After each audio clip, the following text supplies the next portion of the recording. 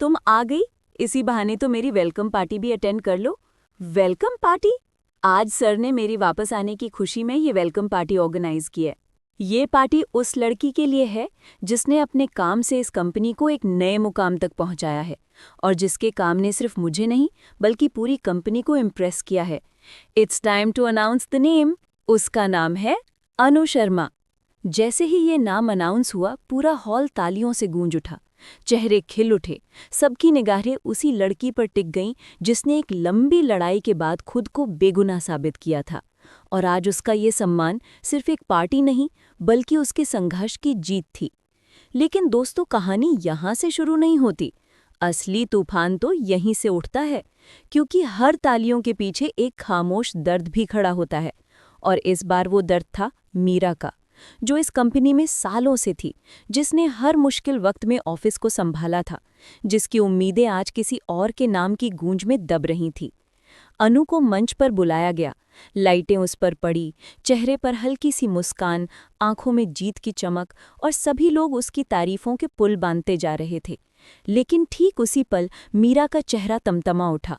उसका दिल धड़कने लगा, जैसे किसी ने उसके हिस्से की रोशनी छीन ली हो, जैसे कोई उसके अस्तित्व को चुनौती दे रहा हो। और तभी अचानक बिना किसी चेतावनी के वो चीख पड़ी, नहीं, ये नहीं हो सकता। पूरा हॉल सन्न। लोग मुड़े, गाना रुक गया, लाइटें स्थिर हो गईं और सबकी नजरें उसी एक लड़की पर थीं जो गुस्से से कांप रही थी। मीरा तेजी से कदम बढ़ाती हुई आर्यवर्धन के पास पहुंची। उसका चेहरा गुस्से से लाल था और वो बिना कुछ सोचे सीधे आर्यवर्धन का कॉलर पकड़ लेती है और उसके शब्द पूरे हॉल में गूंजते हैं। सर, ये पार्टी तो मेरे लिए थी ना, फिर आपने अनु का नाम क्यों लिया, उसे क्यों बुलाया? ये सुनकर सबके होश उड़ गए। आर्यवर्धन भी कुछ पल के लिए हैरान रह गया। उसने कभी नहीं सोचा था कि मीरा इस तरह सबके सामने उस पर चिल्लाएगी। वो धीमी आवाज में बोला, मीरा, तुम ये क्या कर रही हो? तुम ठीक हो? होश में हो? ये सब क्या है? लेकिन मीरा सुनने के मूड में नहीं थी। उसका गुस्सा जैसे लावा बनकर फूट पड़ा था। वो चिल्लाकर बोली, हाँ सर, मुझे पता है मैं क्या कर रही हूँ, लेकिन क्या आपको पता है आप क्या कर रहे हैं? आप मेरे घर आए थे मुझे मनाने के लिए। आपने कहा था कि आप मेरी मेहनत को समझते हैं। ये पार्टी मेरे लिए थी, तो आज सबके सामने आपने उसके नाम का ऐलान क्यों किया? आखिर क्यों? आर्यवर्धन ने लंबी सांस ली।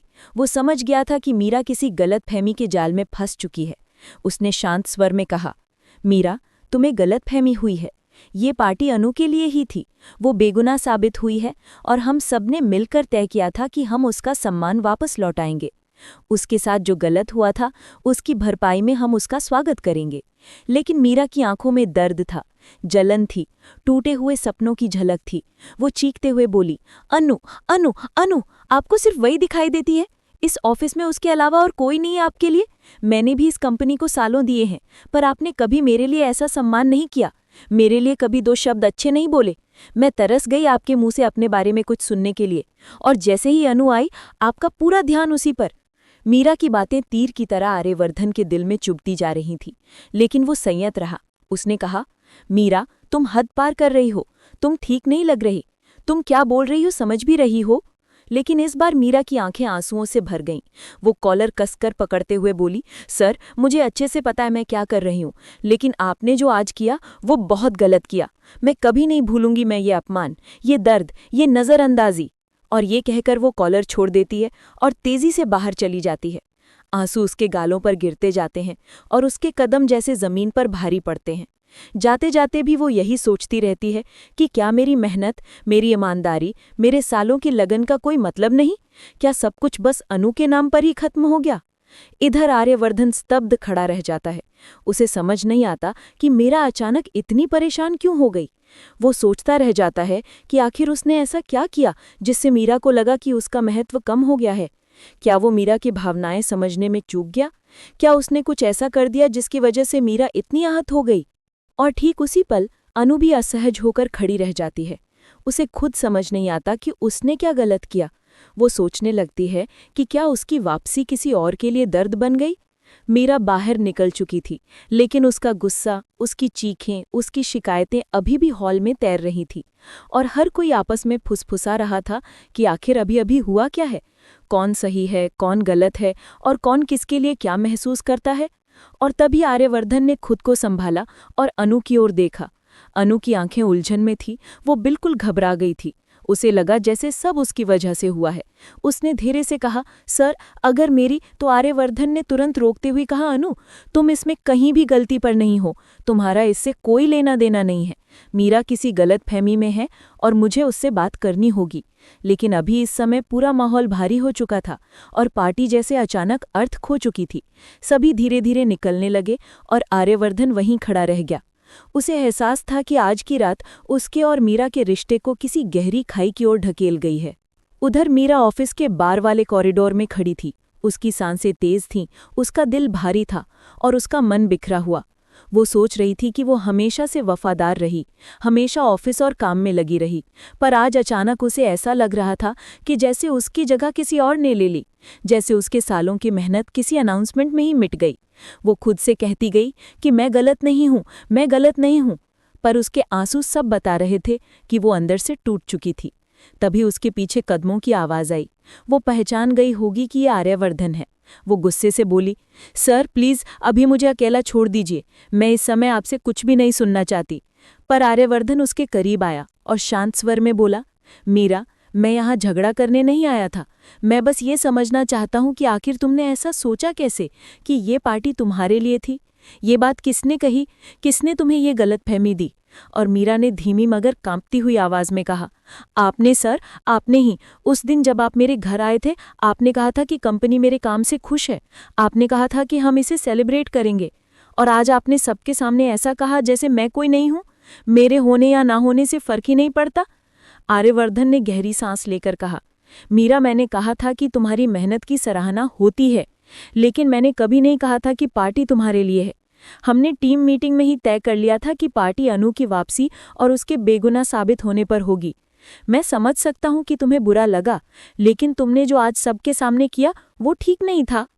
और मीरा तुरंत पलटकर बोली, हाँ ठीक नहीं था, पर सर कभी कभी इंसान वो सब कर जाता है जो उसने कभी सोचा भी नहीं होता। जब वो खुद को कहीं पीछे छूटता महसूस करता है, जब उसे लगता है कि उसकी जगह कोई दूसरा ले रहा है।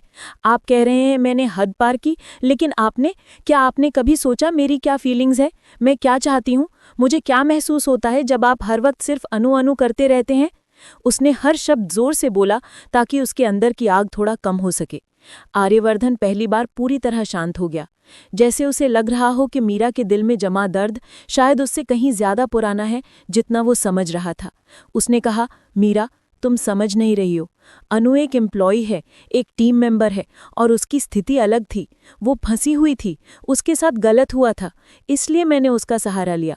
और तुम हमेशा मजबूत रही हो, आत्मविश्वासी, अपने पैरों पर खड़ी, तुम्हें कभी सहारे की जरूरत नहीं पड़ी। शायद इसलिए मैंने सोचा कि तुम्हें शब्दों की नहीं, भरोसे की जरूरत है। मगर शायद मैं गलत था। मीरा को पहली बार लगा कि आर्यवर्धन उसकी भावनाओं को समझने की कोशिश कर रहा है, पर गुस्सा अभी भी बाकी था। वो बोली, सर किसी इंसान के मजबूत दिखने से ये नहीं कहा जा सकता कि उसे किसी की जरूरत नहीं होती। कभी कभी वो मजबूत बाहर से होता है, अंदर से नहीं।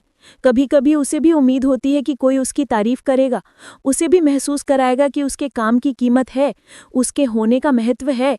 मैं किसी से मुकाबला नहीं करना चाहती थी, बस एक बार, हाँ सिर्फ एक बार मैं चाहती थी कि आप मेरे लिए भी वैसा कुछ कहें जैसा आज आपने अनु के लिए कहा। क्या ये गलत है? आर्यवर्धन कुछ पल चुप रहा, और चुप्पी कभी कभी सबसे ज्यादा बोलती है। और उसकी चुप्पी ने मीरा को ये एहसास दिलाया कि शायद उसे वो नहीं मिलेगा जिसकी उसे उम्मीद थी। और मीरा ने धीरे से कहा, सर शायद हम दोनों के बीच गलतफहमी नहीं, एक बहुत बड़ा अंतर है जिसे शायद अब मिटाना नामुमकिन है। और अगर आप समझ नहीं सके कि आपकी एक बात ने मुझे कितना चोट पहुंचाई है, तो शायद ये दूरी हमेशा बनी रहेगी।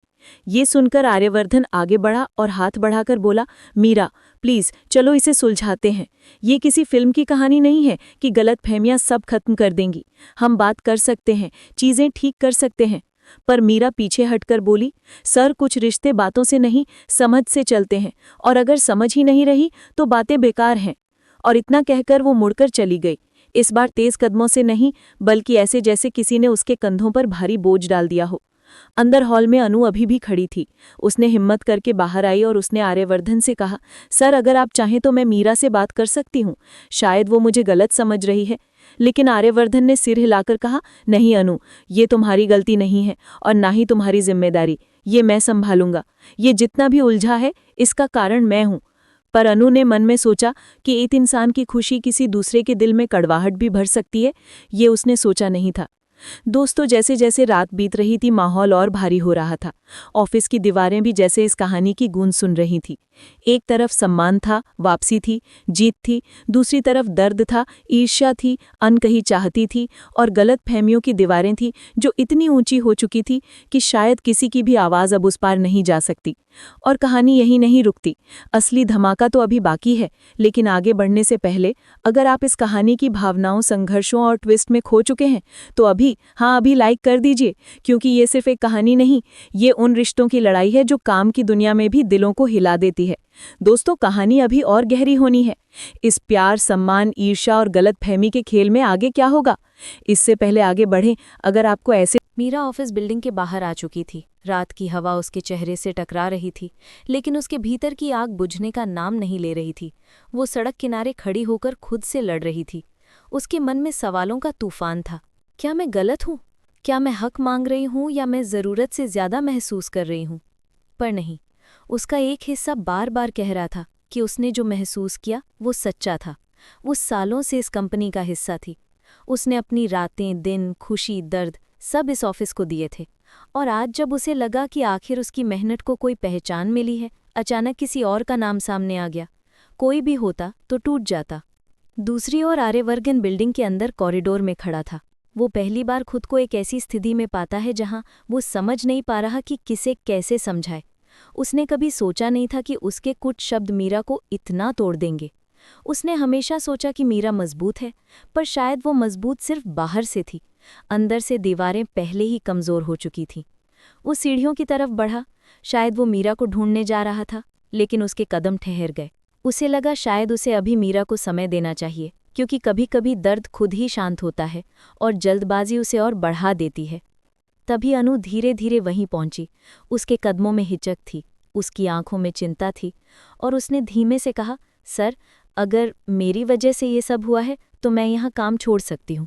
मैं नहीं चाहती कि मेरी वजह से कंपनी में कोई तकलीफ हो, ना ही मैं किसी की भावनाओं के बीच में आना चाहती हूँ। लेकिन आर्यवर्धन ने तुरंत सिर हिलाया और कहा, नहीं अन्नू, तुम ऐसा सोच भी नहीं सकती। ये तुम्हारी वजह से नहीं है।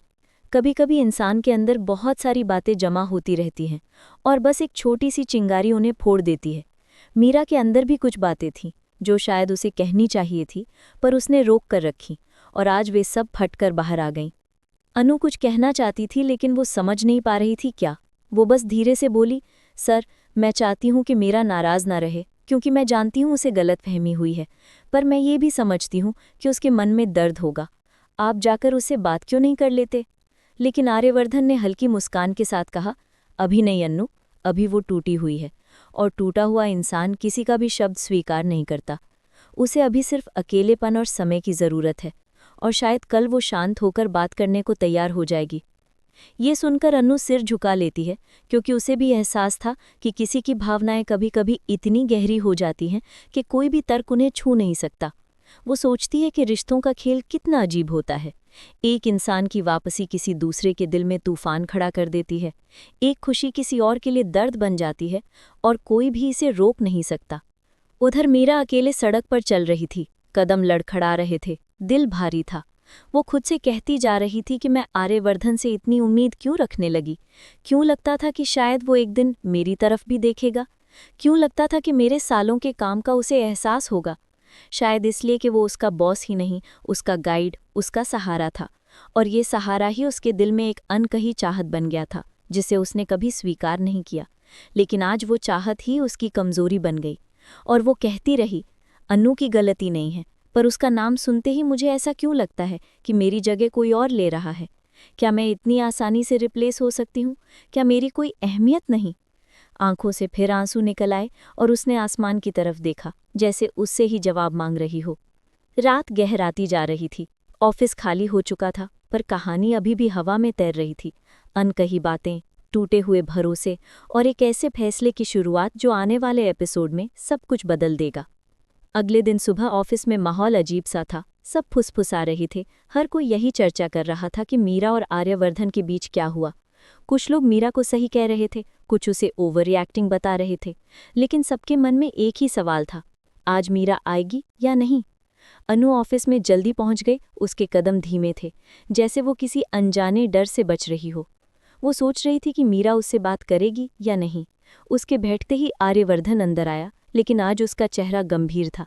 वो हमेशा की तरह हल्की मुस्कान के साथ नहीं आया था, जैसे वो भी रात भर सो नहीं सका था। और तभी दरवाज़ा खुला, मीरा अंदर आई, लेकिन उसके चेहरे पर वो तेज, वो आत्मविश्वास, वो चमक कहीं खो गई थी। उसकी आंखों के नीचे हल्का सूजन था, शायद रात भर रोने की वजह से, पर वो फिर भी खुद को संभाल कर चल रही थी, जैसे वो चाहती थी कि किसी को पता ना चले कि वो टूटी हुई है। ऑफिस में खामोशी छा गई, सबकी निगाहें उसकी तरफ थी, और वो सीधे अपने केबिन की ओर चली गई बिना किसी से कुछ बोले। आर्यवर्धन ने गहरी सांस लेकर कहा, मुझे उससे बात करनी होगी, ये ऐसे नहीं चल सकता। ये कंपनी है, परिवार नहीं, पर रिश्ते फिर भी बनते हैं, और अगर उनमें फट जाए तो काम भी प्रभावित होता है। उसने मीरा के केबिन का दरवाज़ा खटखटाया और धीमे से कहा, मीरा, अंदर आ सकता हूँ? कुछ पल खामोशी रही, फिर धीमी सी आवाज़ आई, हाँ। आर्यवर्धन अंदर गया। मीरा अपने कंप्यूटर पर नज़रें टिकाकर बैठी थी, लेकिन उसके हाथ की उंगलियां कांप रही थीं। वो बिना उसकी तरफ देखे बोली, सर, अगर आप मेरे काम के बारे में बात करने आए हैं तो मैं तैयार हूँ, लेकिन अगर आप कल रात की बात करने आए हैं तो माफ़ कीजिएगा, मैं उस बारे में फिर नहीं बात करना चाहती। आर्यवर्धन ने एक कुर्सी खींचकर उसके सामने रखी और बैठते हुए बोला, मीरा, बात करनी ज़रूरी है, क्योंकि कल जो हुआ वो सिर्फ तुम्हारे लिए नहीं, मेरे लिए भी झटका था, और इस ऑफिस के लिए भी। तुमने हमेशा मुझे समझा है, पर कल तुमने खुद को गलतफहमी में फंसा लिया। मैं तुम्हारे लिए बुरा नहीं चाहता, कभी नहीं चाहता। तुम इस कंपनी का एक बहुत महत्वपूर्ण हिस्सा हो, पर कल तुम्हारी वो चिल्लाहट, वो गुस्सा, वो दर्द, ये सब बताता है कि तुम्हारे दिल में कुछ ऐसा है जो तुमने कभी कहा नहीं। मीरा की आंखें भर आईं, उसने कंप्यूटर स्क्रीन से नज़रें हटाईं और धीरे धीरे आर्यवर्धन की तरफ देखा। उसके होंठ कांप रहे थे, जैसे वो पहली बार कुछ ऐसा कहने जा रहे हो जो उसने सालों से अपने अंदर दबा रखा था। उसने धीमी आवाज़ में कहा, सर, मैंने हमेशा आपको सिर्फ अपने बॉस की तरह नहीं देखा। मैं आपको सम्मान देती हूँ, विश्वास करती हूँ, और मैं चाहती थी कि आप भी मेरे काम को, मुझे देखकर थोड़ा सा भी कुछ महसूस करें। और हो सकता है ये मेरी गलती है कि मैंने ज़्यादा महसूस कर लिया, पर मैं इंसान हूँ सर, पत्थर नहीं। ये सुनकर आर्यवर्धन को पहली बार एहसास हुआ कि मिया के अंदर की समस्या सिर्फ पार्टी या अन्नू नहीं थी, बल्कि उसका दिल, उसकी भावनाएं, उसकी उम्मीदें थीं जो वो खुद स्वीकार नहीं कर पा रही थी। उसने बहुत शांत होकर कहा, मीरा, मैं तुम्हारी इज्जत करता हूँ, तुम्हारे काम की कदर करता हूँ, पर अगर तुम मुझसे कुछ ऐसे महसूस करने की उम्मीद कर रही हो जो मेरी समझ या मेरी जिम्मेदारी के बाहर है, तो ये गलतफहमी है। मैं तुम्हें चोट नहीं पहुंचाना चाहता, पर मुझे सच बोलना होगा, और सच ये है कि मैं अपने भावनाओं को काम से अलग रखता हूँ, और ये ज़रूरी है। मीरा की आंखों से आंसू बह निकले, उसके शब्द फिसल गए, वो कुछ कह ही नहीं पाई। वो समझ गई कि उसकी एक तरफा भावनाएं उसे इस कदर तोड़ रही थीं कि वो खुद को खो बैठी थी, और वो आसमान की तरह ठंडी आवाज़ में बोली, सर, अब समझ आ गया, गलतफहमियां सिर्फ मेरी नहीं थीं, उम्मीदें भी मेरी ही थीं, और शायद अब मुझे उन उम्मीदों को वहीं छोड़ देना चाहिए जहां उनका कोई मतलब नहीं। आर्यवर्धन ने सिर झुका लिया। वो समझ गया था कि उसने मीरा को आज जितना समझा शायद पहले कभी नहीं समझा, लेकिन अब बहुत देर हो चुकी थी, और मीरा ने चुपचाप कहा, सर, मैं यहाँ से ट्रांसफ़र की रिक्वेस्ट डालना चाहती हूँ, शायद यही सही होगा। और इससे पहले कि आर्यवर्धन कुछ कह पाता, उसने फाइल उठाई और बाहर चली गई। अनु ये सब दूर से देख रही थी। उसके दिल में मीरा के लिए दुख भी था और आर्यवर्धन के लिए उलझन भी, पर वो जानती थी कि इस ऑफिस में आने वाले दिन और भी बड़े मोड़ लेकर आएंगे। और दोस्तों, ये कहानी यहीं ख़त्म नहीं होती, बल्कि यहीं से असली ड्रामा शुरू होता है, क्योंकि आने वाले एपिसोड में मीरा का फैसला, अनु की स्थिति और आर्यवर्धन का संघर्ष, तीनों मिलकर एक ऐसी कहानी बनाएंगे जिसे आप मिस नहीं करना चाहेंगे। तो अगर आपको ये कहानी पसंद आई हो तो अभी लाइक करें, शेयर करें, और अगली कहानी की अपडेट के लिए हमेशा जुड़े रहें।